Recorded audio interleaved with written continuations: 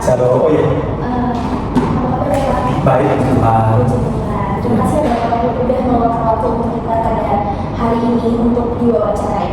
Oke. Kenalin dulu, nama aku Indah Estefanisia Bumi dan teman aku nih Fatia Suzari Arefa. Aku sini salah satunya. Dan kita bakal sedikit mewawancarai Bapak Ya. terkait tentang etika Kristen di dalam kehidupan sehari-hari, khususnya di pekerjaan. Oke. Kan kita udah kenalan Pak. Ya. Nah, sekarang Bapak boleh kenalan dulu. Oke. Shalom semuanya. Puji Tuhan kita dapat bertemu oleh karena kasih karunia Tuhan untuk memenuhi tugas kalian. Dan perkenalkan, nama saya sendiri adalah Bapak Rudolf Manulang, MPDK. Saya mengambil ilmu pendidikan agama Kristen di sebuah sekolah tinggi kemudian di STT Karisma, kemudian Bapak melanjutkan di STT Baptis Bandung. Ya, bersyukur saya juga dapat bekerja melayani di sekolah Kristen Kalang Kudus, yaitu SMP, jenjang SMP. Saya mengajar di kelas 7, 8, 9, terutama di unit Koko Permai. Ya, hari saja. Oke. Untuk membuka obrolan kita Pak, saya mungkin ingin menanyakan dalam aktivitas sehari-hari Bapak sebagai pendidik ya sekarang, gimana sih Bapak biasanya menerapkan etika kerja Kristen di pekerjaan? Ya, kalau saya menerapkan etika Kristen di pekerjaan itu, tentu kita harus memahami dulu apa itu etika. Etika itu adalah studi tentang norma dan perilaku yang diukur berdasarkan firman Tuhan. Konteksnya ini etika Kristennya, seperti yang tadi diungkapkan di dalam Alkitab. Dalam Alkitab terdapat beberapa prinsip tentang etos kerja. Maka dalam prinsip etos kerja itu, prinsip etika Kristen itu, hal yang pertama saya terapkan adalah seperti di dalam Kolose 3 ayat 3 yang mengatakan bahwa setiap kita harus melakukan pekerjaan dengan segenap hati sebagai bentuk pelayanan kepada Tuhan, seperti untuk Tuhan. Jadi bukan hanya untuk menyenangkan manusia ya. Jadi kita itu bekerja penuh dengan dedikasi, integritas, ketekunan, seolah-olah Kristus itu adalah yang kita layani. Kristus itu adalah Tuhan kita. Jadi segala sesuatu yang Bapak lakukan, baik bekerja di sekolah, mengajar, sampai pekerjaan yang profesional, itu tentu harus diniatkan sebagai bentuk pelayanan juga kepada Tuhan. Oke, ini saya ingin bertanya lagi masih terkait keseharian ya Pak. Iya. Hal-hal apa saja sih yang Bapak lakukan supaya bekerja tetap mencerminkan nilai-nilai Kristen? Supaya tetap bekerja mencerminkan nilai-nilai Kristen. Oke, ya. Memang nggak mudah ya di tengah-tengah dunia yang rusak ini. Kadang-kala ya kita mau bekerja itu harus nyobok, harus ada orang dalam. Saya intinya yang pertama adalah saya tetap belajar mengandalkan Tuhan. Jadi sepanjang Bapak juga pas waktu itu mau mencari pekerjaan, dari dulu terlebih dahulu mencari pekerjaan, saya nggak mudah-mudahan amat. Itu pun tahun pertama saya sebabkan mengambil, saya berdoa Tuhan tunjukkan. Akhirnya sampai tahun kedua barulah diterima pekerjaan. Nah, di sini saya mengambil kesimpulan bahwa ternyata seperti yang dikatakan dalam Amsal pasal 6 ayat 6 dan 11, di mana ketekunan. Nah, ketekunan itulah yang membuat Bapak bercermin bahwa oh iya ya, ketika kita tekun dalam melakukan sebuah pekerjaan, dalam apapun, maka kita yakin bahwa pasti itu membuahkan sebuah hasil yang baik. Maka ketika saya mengajarkan kepada anak-anak juga, nilai-nilai ketekunan itu saya ajarkan. Kalau kamu mau berhasil, kalau kamu mau mendapatkan nilai yang tinggi, tidak serta-merta tidak serta-merta dengan cara-cara yang curang. Tidak, justru ketika kamu tekun, satu hal yang saya katakan kepada mereka itu ini, kamu jangan mengejar nilai.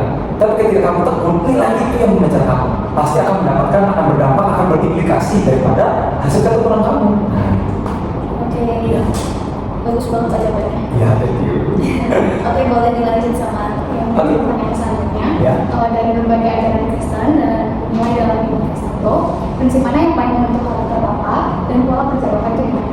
Terus serta bagaimana nilai tersebut untuk mengaruhi cara kerja Bapak dalam bersikap, bekerja dan menyelesaikan masalah? Oke, ya. Dari prinsip yang banyak itu saya pernah dapat satu ayat dalam Lukas 16 ayat 10 mengatakan begini. Barang siapa setia dalam perkara-perkara kecil, maka ia juga setia dalam perkara-perkara besar. Nah, prinsip ini mengingatkan Bapak bahwa kesetiaan dalam melaksanakan tugas kecil itu adalah bentuk latihan bagi tanggung jawab yang besar. Maka sebenarnya kita ini dipanggil untuk melaksanakan tugas dengan sepenuh hati, menghormati waktu, sumber daya, dan tentu kesempatan yang Tuhan berikan. Saya sudah mengajar dari tahun 2013, diawali dari guru honorer. Ya. saya pegang terus prinsip kalau Tuhan pasti akan memberikan perkara yang besar ketika kita setia dalam perkara kecil. Dan puji Tuhan tidak berlangsung lama setelah justru pihak sekolah yang menawarkan Bapak untuk menjadi guru Tuhan. Nah, jadi dari situlah saya berpikir begini, apapun yang bisa saya lakukan, saya berusaha untuk lakukan sekecil apapun, karena itu pasti akan berdampak dalam perkara besar. Contoh misalnya, waktu itu saya betul-betul, karena kita kan jurusan teologi, untuk hitungan-hitungan bikin anggaran itu saya betul-betul awam sekali. Nah, ketika itu saya dipercayakan untuk membuat proposal, lalu saya betul-betul kayaknya menolak gitu.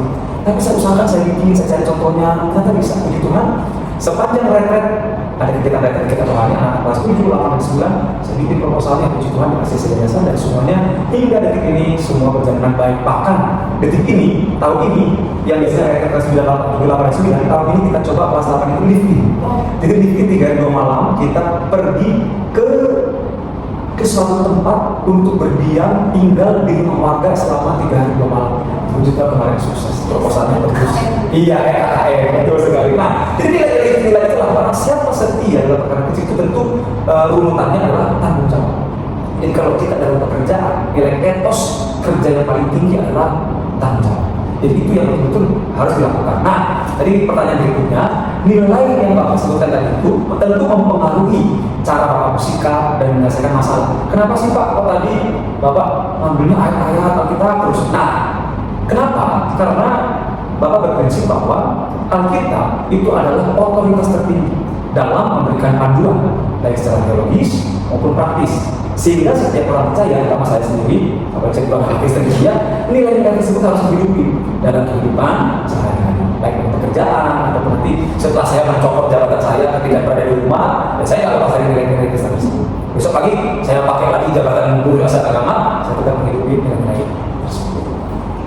Cara menggunakan masyarakat itu juga bisa kayak Iya. Tapi pernah nggak sih sebelumnya Bapak mengalami situasi yang menimbulkan nilai etika di lingkungan kerja? Kalau pernah, bagaimana cara Bapak mempertimbangkan pilihan-pilihan yang ada dan mengambil keputusan sebagai seorang Kristen? Ya, betul ada ya. Kita ini hidup dalam dunia profesional, dalam dunia pekerjaan, yang dimana kita tidak bisa memaksakan kehendak kita kepada orang lain. Nah itu dia. Maka kita beranjak dalam masalah itu adalah ketika apa yang menjadi ekspektasi kita berbeda dengan kenyataan. Nah itu masalah.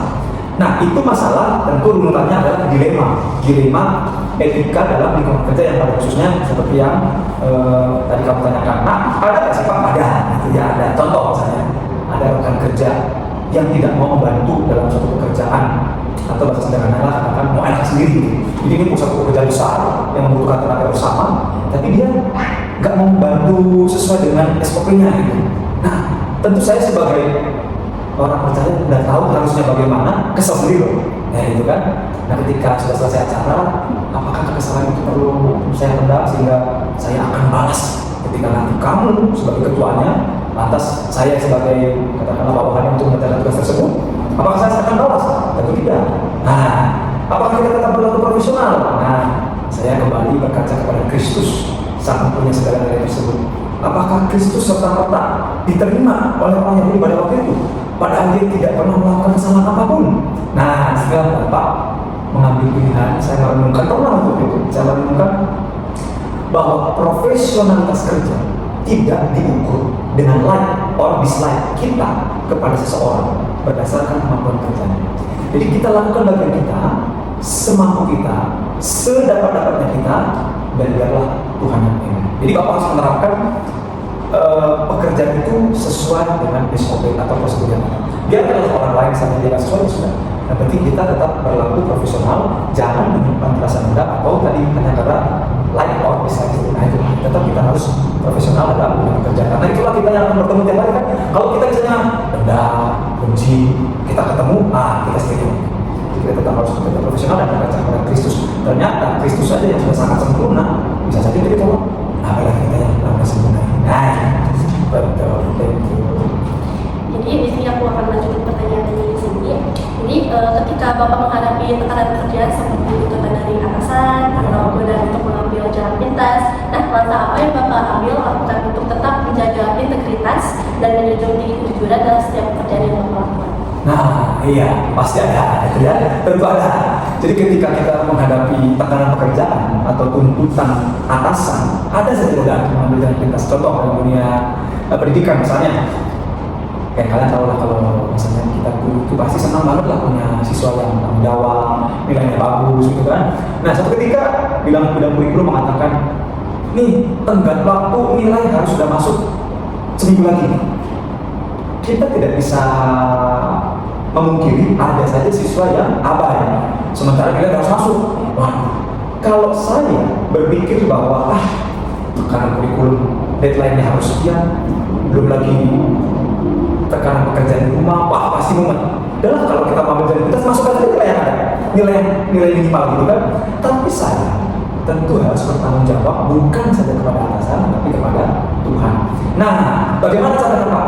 Nah, tentu di sini ada kembali tanpa mengesampingkan prinsip kejujuran, keadilan tanggung jawab, saya ambil jalan tengah, ngobrol ke guru, Bu, Pak, boleh saya minta sedikit waktu untuk anak ini? Kalau diizinkan, saya berikan tugas kepada anak ini dengan tetap tidak mengurangi bobot nilai yang sebelumnya. Nah, jadi daripada saya hanya ambil jalan pintas, itu maksudnya dengan nilai minimal misalnya 60 kali 55, tentu tidak ada pembelajaran dengan siswa tersebut.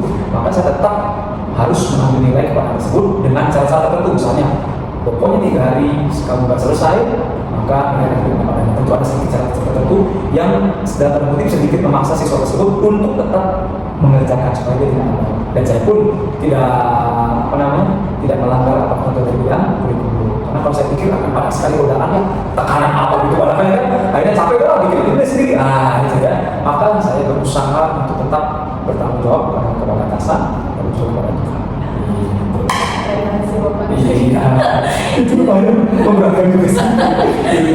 Di sini juga malah lanjut ke saya juga. Jadi dalam menghadapi konflik, tantangan dan situasi sulit di tempat kerja, jadi sejauh mana sih iman Bapak untuk memberikan kekuatan, hikmat atau panduan untuk merespon keadaan tersebut dengan cara yang benar dan berkenan kepada Tuhan? Oke, iya. Memang betul ya, iman itu pasti ada korelasinya. Cuman ketika kita menghadapi konflik atau bahkan situasi sulit gitu ya, implikasinya malah iman kita ciut, malah khawatir gitu ya. Nah, justru disinilah bagaimana cara kita tetap menumbuhkan iman. Contoh ini, per tahun ini kita menerima, ya puji Tuhan kita menerima beberapa anak dari panti asuhan. Notabene kalau misalnya secara knowledge atau secara intelektualitas, tentu kita perlu effort yang tinggi untuk mengajari mereka. Belum lagi katakanlah ketimpangan intelektualitas dengan anak-anak yang di kota, dengan anak-anak yang dari atas itu. Kita juga menerima anak siswa dari langsung dari Papua. Langsung dari Papua yang dimana dia mendapatkan pendidikan itu karena di Papua itu kan ini ya ada kelompok bersenjata. Jadi mereka hanya bisa sekolah ketika kanak-kanak. Bayangkan mereka mendapatkan ilmu ya katakanlah sedikit berbeda jauh dengan kita di sini dengan kota Bandung kan. Nah, ini merupakan tantangan tersendiri secara alamiah. Jujur saya sampaikan kepada beberapa rekan namanya lupa. Nah, disinilah pentingnya satu komunitas sahabat. Disitulah kita berdoa, kita tetap bersandar kepada Tuhan bahwa sebagaimana siswa itu adalah milik Tuhan. Jadi kalau memang Tuhan punya kesempatan untuk menaruh anak itu di tempat ini, kita jangan sia-sia. Maka di tengah-tengah kekhawatiran kita berdoa, kita punya komunitas yang kuat, kita bersama, dan disitulah iman kita muncul dan bertumbuh. Tuhan pasti mampu melakukan hal-hal yang besar yang kadang tidak pernah kita pikirkan. Dan ternyata mereka bisa melakukan tersebut. Walaupun memang agak sedikit katakan terseok-seok gitu ya, akhirnya mereka bisa beradaptasi.